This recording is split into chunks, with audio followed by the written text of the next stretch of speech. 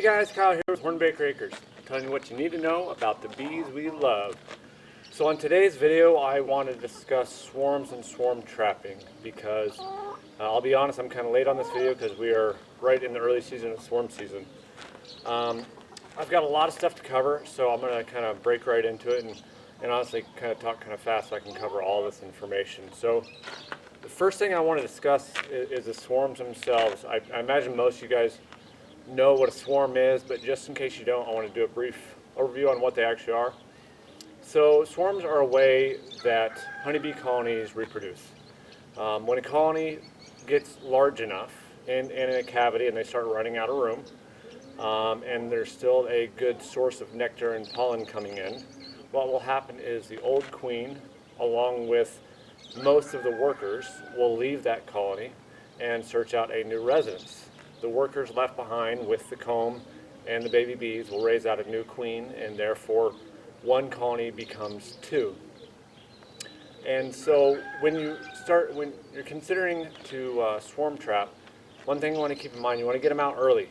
One of the things I look for when I decide that I'm going to start setting up swarm traps, typically this year I got to it kind of late, as soon as I start seeing drone brood being raised, then I'll get my swarm traps out, because that typically means that colonies in the area are going to be swarming fairly soon.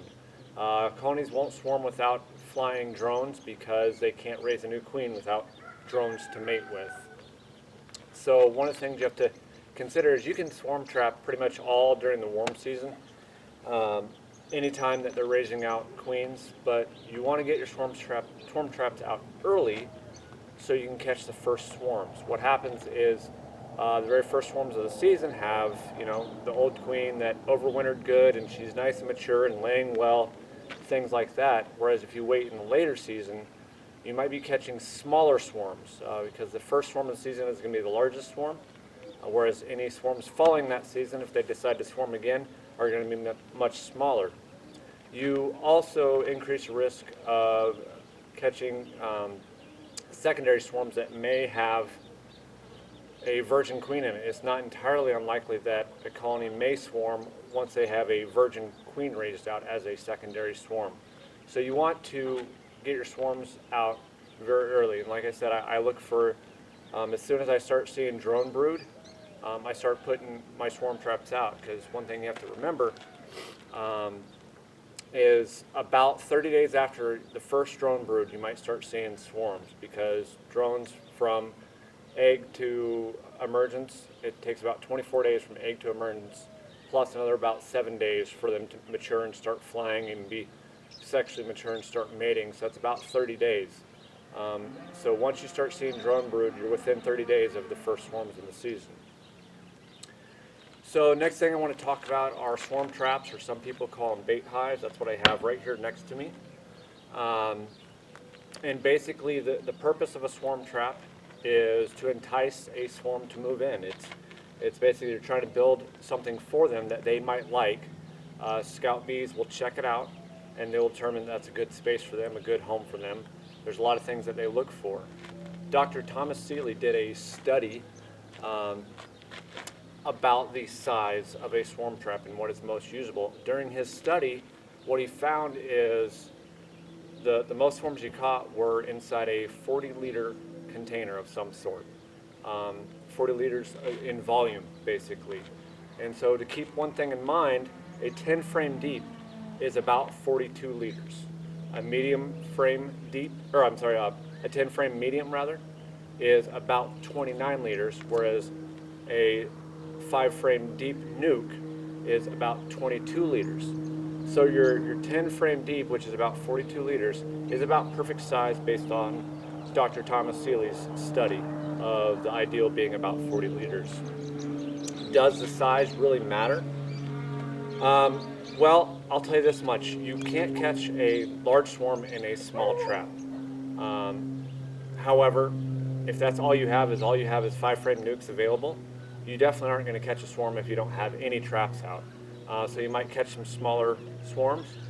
There's also been some studies saying that small swarms, if that's all you have in your area, may not want to move into a larger colony, or a larger cavity rather, a cavity that's too large than what they can properly defend and take up.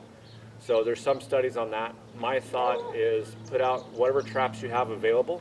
If you have some 10 frame deeps that you can put out, definitely put some of those out. But if all you have is 5 frame nukes that you can put out as swarm traps, then go for it. Any trap is better than no trap.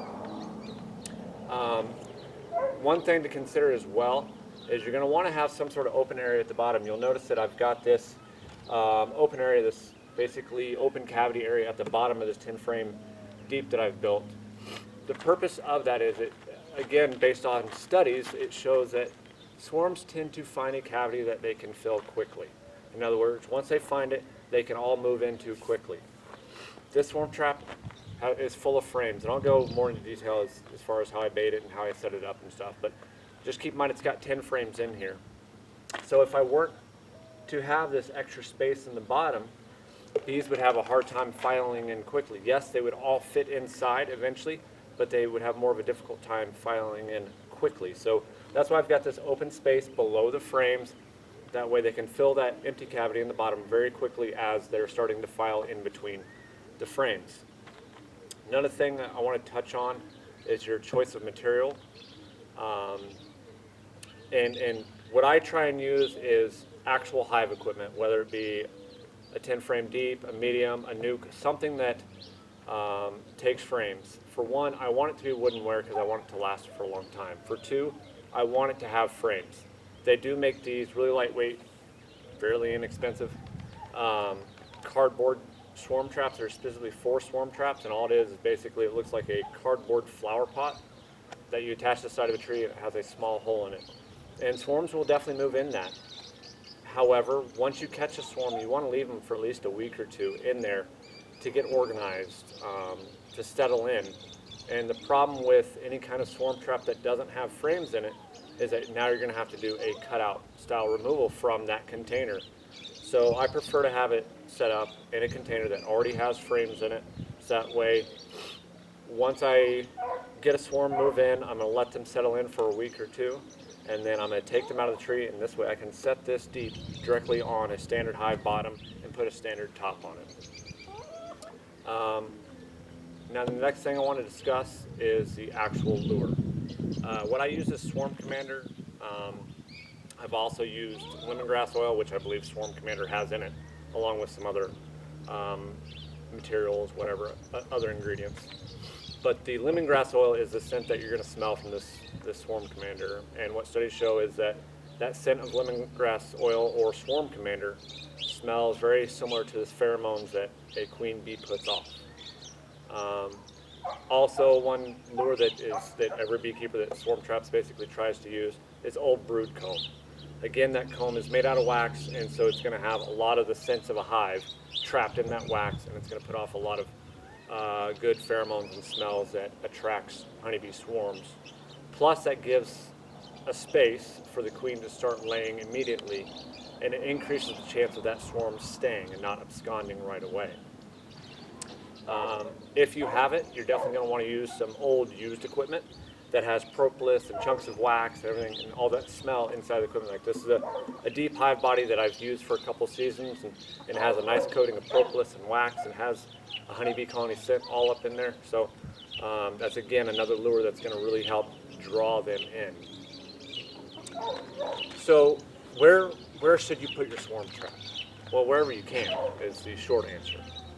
However, there's some tips to help you be a little more successful. For one, if you can, I would suggest putting at least one swarm trap at your own apiary near your existing hives. Not necessarily right next to them, but if you can, 50 to 100 yards away, because there's a possibility that one of your colonies may swarm, and you might be able to catch your own swarms, and that's going to only benefit you, that you can catch that queen that you may have spent some decent money on, and you don't lose those bees to swarming. Maybe you can catch them again.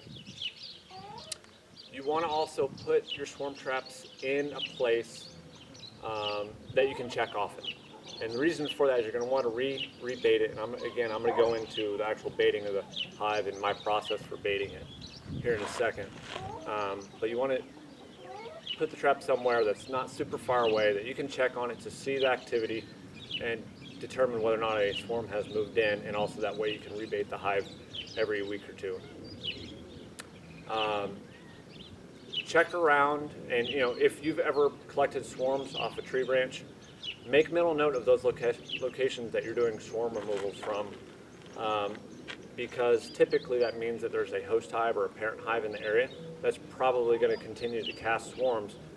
And it's been my experience, and I think other beekeepers can probably attest to this as well, it's not entirely uncommon for swarms to land in the exact same tree on the exact same branch every year from that parent hive casting swarms every year. So if you can put a swarm trap in an area that you've caught swarms before, that's a good idea.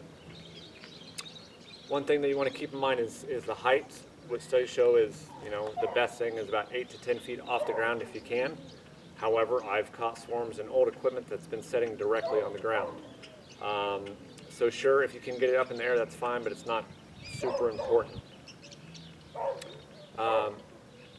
One thing you're going to want to look for if you're looking for a whole new swarm trapping area, look for flyways. And what I mean by flyways are physical features of the land that a swarm can use to guide its flight path, like power lines, a natural wash line or tree line, basically, things like that.